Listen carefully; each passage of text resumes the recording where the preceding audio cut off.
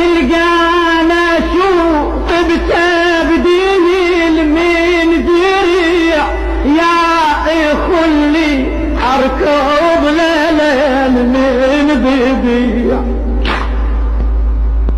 واطفال بين اللي يطيعنا الوضيع وبيميل تسيح قال خيل من ينتبيع تمنيت ذاك الوقت كانوا اخوتي